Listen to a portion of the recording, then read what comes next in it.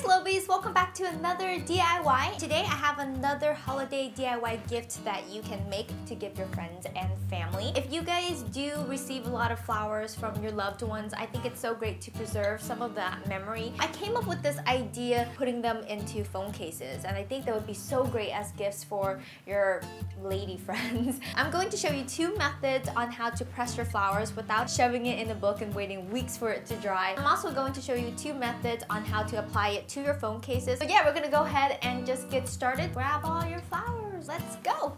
So we're going to start out with the easiest phone case first, and of course you're going to need a clear phone case. And what you're going to do is you're going to trace completely around it onto cardstock, and you can choose any color cardstock you want or just a really thick piece of paper. Next, you're going to cut it out, and then you're going to stick it into your phone case a couple of times just to see if it fits, and if it doesn't, you're just going to trim it down until it fits. Now I'm going to use gold leaf for this, but if you have gold wrapping paper or anything that is gold, just tear it up and you're going to glue it onto the cardstock with a glue stick. Now because the gold leaf is so delicate, I use a fan brush to brush it down. And lastly, I pop the cardstock into the case and then my phone into the case, and voila, a really luxurious and expensive looking phone case. For this next phone case, we're going to use dried pressed flowers. Now if you have pre-made ones, awesome. If not, there are two ways to make them. Go ahead and just clip a few petals from your bouquet. And for this first method, you will iron the petals so that it will flatten out. And to do that, you're going to lay down a piece of cotton fabric, then a piece of copy paper, and next a piece of paper towel. And now place the flower petals as flat as you can onto your paper, giving them some space to flatten out. And lastly, I placed another copy paper onto the petals and then another piece of cotton onto the fabric. And I ironed for about a minute without steam. And it's really important that you don't use steam, otherwise you're just injecting water back into the flowers and it just doesn't seem to make sense. So it's gonna smell a little bit like burning plants, but it's just the process of drying. And you'll also want to check them after the minute, and if they don't feel dry, go ahead and just iron it again for about another 15 to 20 seconds and continue to check them just so that they don't burn. So the petals might stick to the copy paper, so just gently peel them off and you'll have these really beautiful pressed flowers that didn't take you weeks to dry in a book. So yeah, that was the ironing method, and now this next one is the microwaving method, and for this you will need a plate. Try not to use a plastic one. I don't know if it really makes a difference, but I just think that this one works a lot better and it's from IKEA, so hey, why not? So now I lay down a paper towel and next a sheet of copy paper, and then I arrange the petals around to give them a space to flatten out. And now I lay another copy paper down onto the petals and then another paper towel on top of that.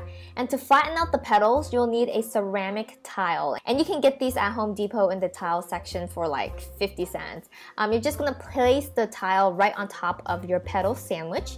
Now I'm gonna pop it into the microwave for about a minute and 10 seconds. After a minute, you're going to take out your plate and be super careful because it is hot as balls, and you're going to check the petals. Now if it's still wet, give it another 15 seconds and microwave an interval of 15 seconds until it looks totally dried.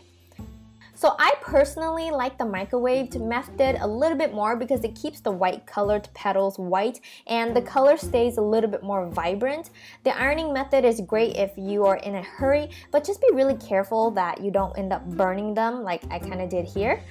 So now with my cardstock phone case cut out, I went ahead and just simply arranged and glued the florals onto the cardstock, and I flip it to the back side and I trim off the excess petals. Now I pop it into the phone case and ta-da! A garden at your hands. So to take the phone cases to the next level, I went ahead and glued the petals to the cardstock, and I also arranged in some gold leaves onto the petals. And I cut off the excess petals, I pop it into my clear case, and ta-da! A gold garden party at your hands. Okay, so here is my last tip for the phone cases. I really like the clear look of the phone cases, so instead of cutting my phone case out of cardstock, I do it on shrink plastic, and you can cut it out onto clear protective sheet binders as well. That would work totally fine.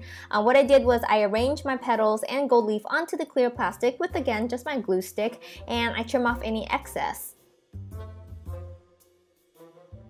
And lastly, I just popped the clear sheet into my case, and you'll still get this cool clear look, but you don't have to worry about your design staining or ruining your phone. I think it just drives me mad when I see people just throw a bunch of stuff in their clear cases and then put their phone on top. It kind of freaks me out a little bit because I like to keep my phones really pristine, but yeah, it still looks really cool here.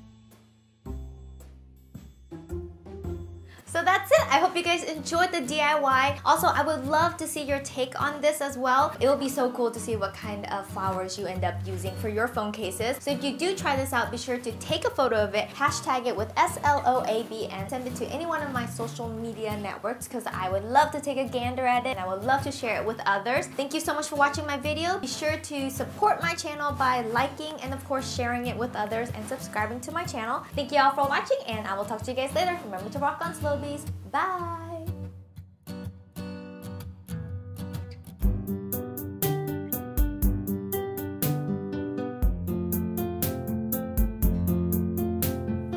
Hey Sloabies, welcome back to another DIY. A couple of you guys have requested a few holiday DIYs that would be great as gifts. So today I'm back with another simple DIY that